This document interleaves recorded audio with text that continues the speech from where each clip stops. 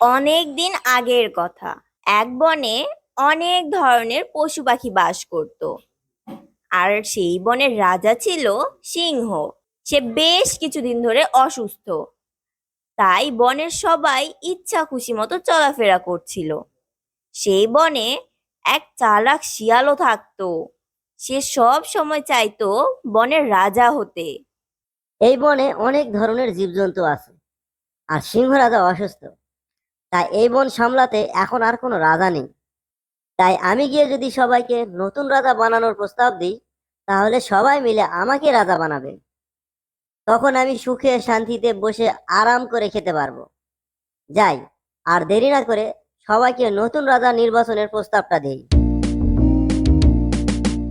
এই বলে শিয়াল তার ঘর থেকে বাইরে বের হলো। আর চলতে চলতে পথে দেখা হয়ে গেল এক হরিণের সাথে। তখন হরিণ শিয়ালকে উদ্দেশ্য করে বলল, কি গো শিয়াল ভাই, এত ব্যস্ত হয়ে চললে কোথায়? আমি আসলে তোমার কাছে এসেছি। তা আমার কাছে এসেছো কেন? দেখো, আমরা অনেক পশু পাখি এই বনে বাস করি, কিন্তু আমাদের মধ্যে কোনো একতা নেই। তাই আমাদের মধ্যে একতা আনতে একজন ভালো রাজার দরকার।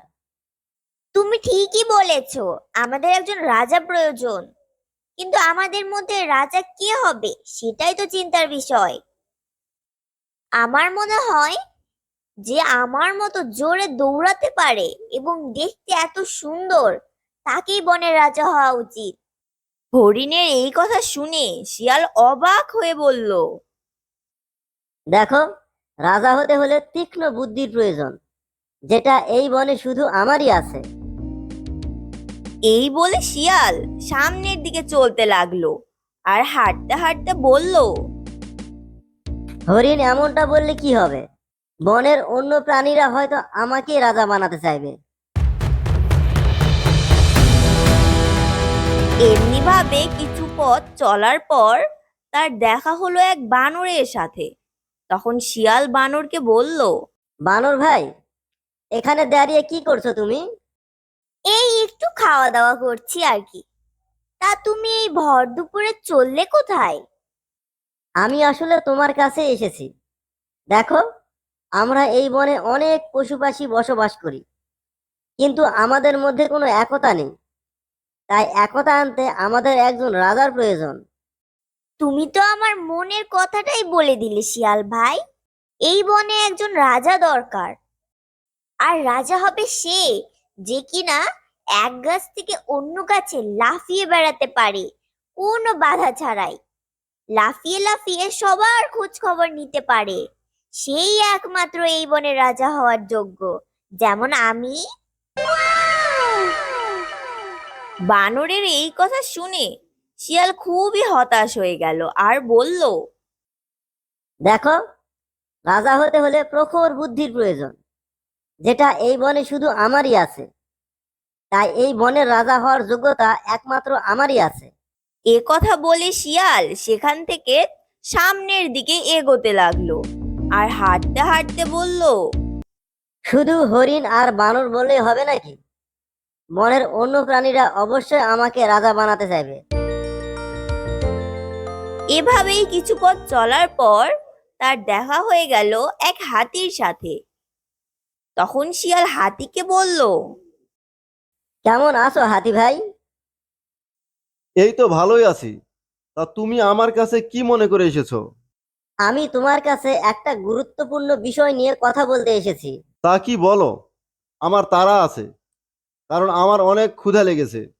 দেখো, আমাদের বনে অনেক ধরনের জীবজন্তু একসাথে বসবাস করি, কিন্তু আমাদের মধ্যে কোনো একতা নেই। আর একতা আনতে একজন রাজার প্রয়োজন। তুমি তো একদম খাঁটি কথা বলেছো। এ কথা তো আগে ভেবে দেখিনি। কিন্তু এ বনের রাজা কে হবে, সেটা তো বড়ই ভাবার বিষয়। রাজা হতে গেলে তো বুদ্ধি, শক্তি আর সাহসের প্রয়োজন। আর সেটা তো শুধু এই সমস্ত বনের মধ্যে একমাত্র আমারই আছে। তাই আমি হব এই বনের রাজা। শিয়াল হাতির কথা শুনে ভীষণই হতাশ হলো। দেখো, রাজা হতে হলে প্রখর বুদ্ধির প্রয়োজন, যেটা এই বনে শুধু আমারই আছে। তাই এই বনে রাজা হওয়ার যোগ্যতা একমাত্র আমারই আছে। এমনি ভাবে সে জঙ্গলের সব প্রাণীর কাছেই গেল আর সবাই নিজেকেই রাজা বলে দাবি করলো। তখন শিয়াল একটা বুদ্ধি বের করলো। আমি এই বনের সবাইকে এক জায়গায় জড়ো করব, আর সেখানে আমার রাজা হওয়ার প্রস্তাব রাখবো। হতে পারে সবাই একসাথে থাকলে আমাকে রাজা বলে সবাই মেনে নেবে। लेकिन एक सेकंड। যেমন ভাবা তেমন কাজ। শিয়াল বনের সব জীবজন্তুকে এক জায়গায় জড়ো করলো আর বলল, বন্ধুরা, আমরা সবাই এখানে জড়ো হয়েছি আমাদের রাজা নির্বাচনের জন্য। এতে আবার এত বলা বলির কি আছে? এই বনের সবাই জানে আমি সবচেয়ে শক্তিশালী, তাই আমি হব এই বনের রাজা। এ শুধু শক্তি থাকলে রাজা হওয়া যায় না। তোমার মতো এত বড় শরীর নিয়ে এক জায়গা থেকে অন্য জায়গায় যেতে অনেক সময় লাগবে। কিন্তু আমাকে দেখো, আমি এক গাছ থেকে অন্য গাছে লাফিয়ে যেতে পারি। আর তাই খুব সহজেই আমি সবার খোঁজ খবর নিতে পারবো। তাই আমি হব এই বনের রাজা। তখন সবাই বানরের কথার সাথে একমত হলো আর বানরকে সবাই বনের রাজা হিসেবে মেনে নিল। কিন্তু শিয়াল কোনোভাবেই বানরকে বনের রাজা হিসেবে মেনে নিতে পারলো না। তখন শিয়াল সেখান থেকে চলে গেল আর দুষ্টু বুদ্ধি ভাবতে লাগলো। এই বানরের খুব বেশি বার বেড়েছে, এই বেটাকে একটা শিক্ষা দিতেই হবে। আর সবাইকে এটা দেখাতে হবে যে বানর এই বনের রাজা হওয়ার কোনো যোগ্যতাই রাখে না।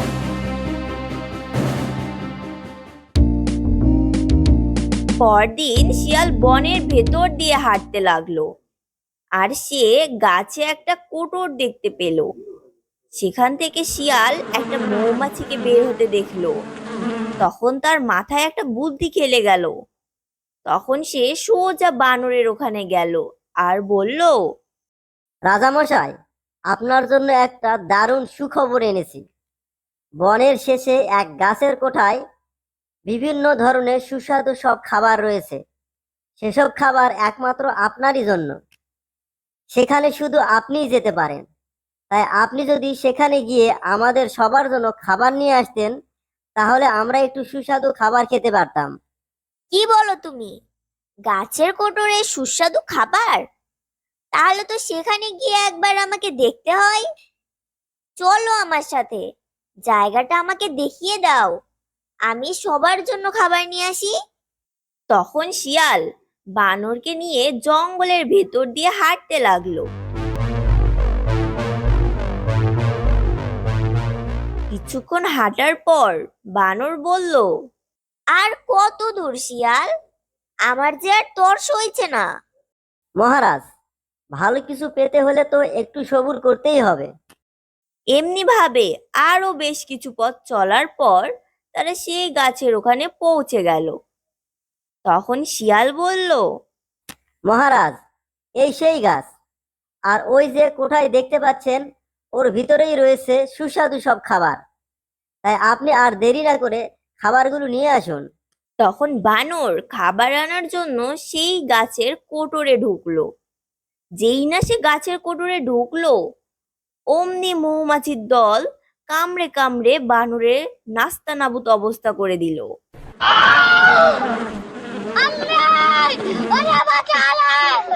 लेकिन एक सेकंड। শিয়াল, এটা তুমি আমার সাথে কি করলে?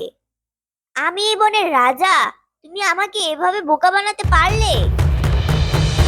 তখন শিয়াল বনের সব প্রাণীকে এক জায়গায় জড়ো করলো আর বলল, তোমাদের এই রাজা যে কিনা সামান্য মৌমাছির হাত থেকে নিজেকে রক্ষা করতে পারে না, সে নাকি এই বনের সবাইকে রক্ষা করবে। তোমরা তাকে রাজা মানলেও আমি তাকে রাজা মানতে পারি না। বনের অন্য সব প্রাণীরাও বানরের এই অবস্থা দেখে খুবই হাসাহাসি করলো আর তাকে রাজা থেকেও বহিষ্কার করলো। তখন শিয়াল সবার উদ্দেশ্যে বলল, বন্ধুরা, এখন তো নতুন রাজা নির্বাচন করা প্রয়োজন। এখন তোমরাই বলো, আমাদের নতুন রাজা কে হবে? আমি আগেই বলেছিলাম আমাকে রাজা করার জন্য, কারণ আমার গায়ে অনেক শক্তি। তুমি শক্তিশালী হলে কি হবে? তোমার মাথায় তো বুদ্ধি কম। আর তাছাড়া তুমি তো এক জায়গা থেকে অন্য জায়গায় যেতে অনেক সময় লাগিয়ে দাও। তাই আমি বলি কি, আমি দেখতে যেমন সুন্দর তেমনি অনেক জোরে দৌড়াতেও পারি। তাই আমি খুব সহজেই জঙ্গলের সবার খোঁজ খবর নিতে পারবো। তাই আমারই জঙ্গলের রাজা হওয়া উচিত। হরিণের এই কথা শুনে বনের সবাই হরিণকে বনের রাজা মানতে রাজি হলো।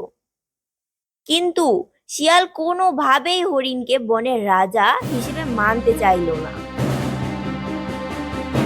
হরিণকেও বানরের মতো একটা শিক্ষা দিতে হবে, আর সবাইকে দেখাতে হবে যে হরিণ বনের রাজা হওয়ার কোনো যোগ্যতাই নয়। হরিণকে কিভাবে ফাঁদে ফেলা যায় এটা ভাবতে ভাবতে শিয়াল বনের ভেতর দিয়ে হাঁটতে লাগলো।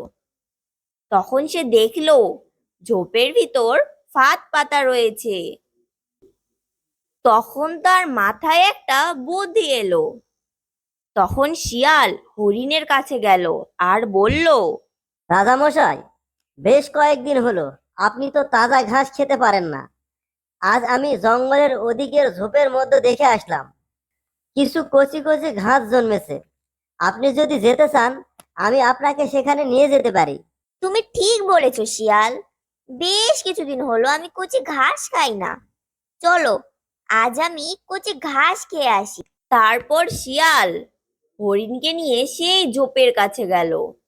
রাজামশাই, এই সেই ঝোপ, আর এখানে ওই কচি ঘাসগুলো তো আপনার অপেক্ষায় আছে। তাড়াতাড়ি গিয়ে খেয়ে নিন। যেমনি হরিণ কচি ঘাস খাওয়ার লোভে ঝোপের ভিতর ঢুকলো, অমনি সে সেখানে পাতা ফাঁদে আটকা পড়ে গেল। ये क्या है? এই ছিল তোমার মনে? আমি তো তোমাকে বিশ্বাস করে এখানে এসেছিলাম, আর সেই তুমি কিনা আমার সাথে এমন ধোঁকাবাজি করলে। তখন শিয়াল বনের সব পশুকে আবার সেখানে ডেকে আনলো আর বলল, যে নিজের লোভ ও বিপদ সামলাতে পারে না, তোমরা তাকে রাজা হিসেবে মানলেও আমি তাকে রাজা হিসেবে মানি না। হরিণের এই কাণ্ড আর শিয়ালের এই কথা শুনে বনের সবাই লজ্জাবোধ করলো, আর হরিণকে কেউ রাজা মানতে চাইলো না। তখন শিয়াল মনে মনে বলল, এইবার নিশ্চয় সবাই আমাকে রাজা বানাবে। রাজা হওয়ার মতো আমি ছাড়া আর কেউই নেই। আর ঠিক তখনই হাতি বলে উঠল, আমি আগেও বলেছিলাম এই বনের রাজা হওয়ার যোগ্যতা একমাত্র আমারই আছে। আগের দুইবার বোকা রাজা নির্বাচনের জন্য সবাই খুব লজ্জিত ছিল। তাই এবার কেউ কোনো কথা বলল না। কিন্তু তবুও সবাই হাতিকে রাজা হিসেবে মেনে নিল। কিন্তু শিয়াল নিজেকে ছাড়া অন্য কাউকে রাজা হিসেবে মানতে চাইলো না। তখন সে মনে মনে বলল, বেটা হাতি, রাজা হওয়ার খুব শখ তোর, তাই না? দেখিস আমি তোর কি হাল করি। এমনি ভাবে কিছুদিন কেটে গেল। কিন্তু এবার হাতি ছিল খুবই হুঁশিয়ার। আমি কোনোভাবেই শিয়ালের ফাঁদে পা দেব না। আমি শিয়ালের চেয়ে অনেক বুদ্ধিমান। সে আমাকে কিছুতেই হারাতে পারবে না। শিয়াল আমাকে যতই লোভ দেখাক না কেন, আমি কিছুতেই ওর সাথে যাব না। কিন্তু শিয়াল ছিল খুবই চালাক। সে এবার হাতিকে ফাঁদে ফেলার জন্য নতুন এক উপায় ভাবতে লাগলো। আমাকে নতুন কোনো উপায় বের করতে হবে। হাতি বেটা খুব সতর্ক হয়ে গেছে, তাই হাতিকে হরিণ বা বানরের মতো করে ধোকা দেওয়া যাবে না। কিছুক্ষণ ভেবে শিয়াল একটা বুদ্ধি বের করলো। আর তখনই শিয়াল চলে গেল হাতির কাছে। মহারাজ, মহারাজ, সর্বনাশ হয়ে গেছে। বনের উত্তর দিক থেকে শুনে এলাম এই বনে নাকি আপনার চেয়েও শক্তিশালী একটা হাতি এসেছে। সে নিজেকে এই বনের রাজা দাবি করছে, আর বনের অন্য প্রাণীরা নাকি তাকেই রাজা বানাবে। এই কথা শুনে হাতি রেগে গজগজ করে বলল, কি বললি তুই? কার এত বড় সাহস যে নিজেকে আমার চেয়ে শক্তিশালী মনে করে? চল তো গিয়ে দেখি কার এত শক্তি। শিয়াল হাতিকে একটা কুয়ার কাছে নিয়ে গেল। মহারাজ, এগিয়ে গিয়ে দেখুন, সেই হাতি এর ভিতরেই আছে, যে নিজেকে আপনার চেয়েও শক্তিশালী বলে মনে করে।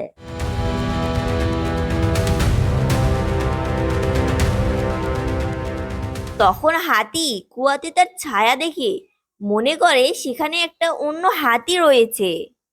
কে তুই? তোর এত বড় সাহস যে তুই নিজেকে আমার চেয়ে শক্তিশালী মনে করিস? দাঁড়া, তোকে মজা দেখাচ্ছি। এই বলে হাতি কুয়ার ভিতর ঝাঁপিয়ে পড়লো আর সেখানে আটকে পড়লো। তখন শিয়াল সবাইকে সেখানে ডেকে নিয়ে এলো আর বলল, যে নিজের ছায়াকে চিনতে পারে না আর তাকে শত্রু ভেবে ঝাঁপিয়ে পড়ে, তোমরা তাকে রাজা হিসেবে মানলেও আমি তাকে রাজা হিসেবে মানি না। অপরদিকে বনের রাজা সিংহ সুস্থ হয়ে গেছে। সে আগের মতো চলাফেরা করতে পারছে। আমার মাথায় অনেক বুদ্ধি, আমি এই বনের সবাইকে বোকা বানাতে পারবো। তাহলে এইবার সিংহকে বোকা বানিয়ে আমি হব বনের রাজা। বেশ কিছুদিন পর শিয়াল বনের ভিতর হাঁটতে হাঁটতে বলল, সিংহকে কিভাবে বোকা বানানো যায়? যদি ধরা পড়ি তাহলে তো সিংহ আমাকে খেয়ে ফেলবে। এই বিষয় নিয়ে ভাবতে ভাবতে শিয়াল আনমনে জঙ্গলের ভিতর দিয়ে হাঁটতে লাগলো। আর হঠাৎ করে সে এক গর্তে পড়ে গেল। তখন শিয়াল চিৎকার করে বলতে লাগলো, বাঁচাও বাঁচাও, কে কোথায় আছো, আমাকে বাঁচাও। এমনি ভাবে শিয়াল গর্তে পড়ে আছে। দুদিন পর হরিণ গর্তের পাশ দিয়ে যাওয়ার সময় দেখলো গর্তে শিয়াল পড়ে রয়েছে। হরিণ ভাই, আমাকে বাঁচাও, আমি এখানে 2 দিন ধরে আটকে আছি, আমাকে একটু সাহায্য করো হরিণ ভাই। তোমাকে সাহায্য করবো আমি? হ্যাঁ, তোমার কারণে আমি আমার রাজত্ব হারিয়েছি।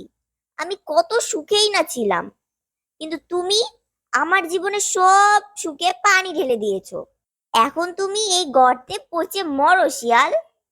এই বলে হরিণ সেখান থেকে চলে গেল। কিছুক্ষণ পর হাতি আসলো সেখানে।